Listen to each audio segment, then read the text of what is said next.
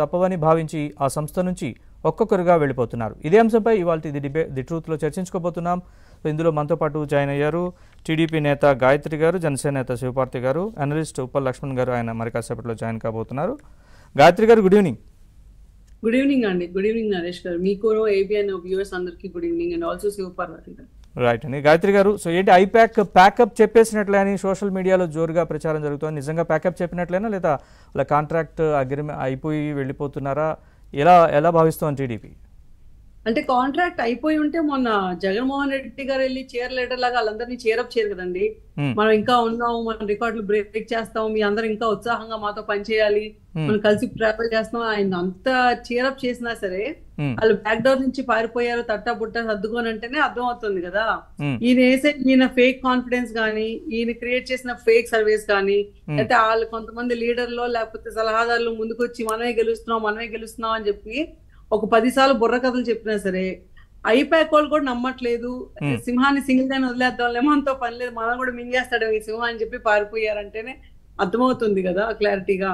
And దీనికన్నా ముందు even Jaganmohan Reddy మాట్లాడటం కన్నా ముందు సజ్జల భార్గవ్ మంగళగిరి ఆఫీస్ లో ఇంకో సోషల్ మీడియా సెల్ ఒకటి నడిపేవాళ్ళు. ఆయన అరౌండ్ 130 ఎంప్లాయీస్ తో అనుకుంటా.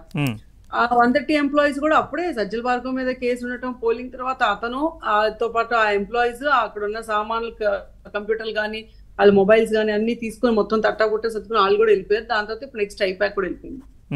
మొత్తం మీద ఏంటంటే అందరికీ క్లారిటీ వచ్చింది.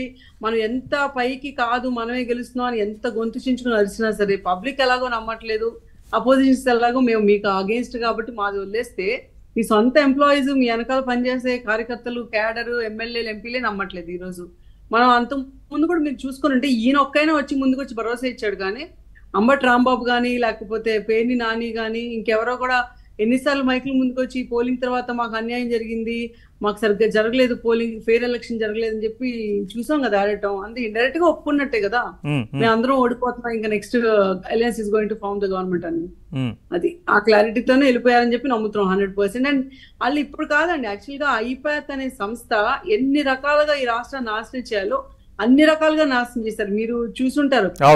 ఏంటి, ఒకళ్ళేమో బయటకు వచ్చి జగన్ మావయ్య ఇంకేముంది నాకు అమ్మఒడి ఇచ్చాడు, ఇంకా బయటకు వచ్చి జగన్ మావయ్య నాకు ఇల్లు ఇచ్చాడు, ఇంకో ఇద్దరైతే సూట్లు బూట్లు వేసుకొని ఇంకేముంది కంపెనీలు తెచ్చాడు జగన్ మావయ్య, ఒకడేమో ఏకంగా పక్క రాష్ట్రం నుంచి వచ్చినట్టు యాక్టింగ్ చేసి జగన్ ఫ్యాన్ నేను అంటాడు. ఏంటి ఇప్పుడు ఐప్యాక్ లో జాయిన్ అవ్వాలంటే కేవలం బేసిక్ కంప్యూటర్ స్కిల్స్ వస్తే సరిపోతుందా, లేకపోతే ఏంటి యాక్టింగ్ స్కిల్స్ కూడా ఉంటాయా, వీళ్ళందరికీ ఏమైనా ఆడిషన్ పెట్టి తీసుకొని ఉంటారా అని చెప్పి డౌట్ వచ్చేలా క్రియేట్ చేశారు.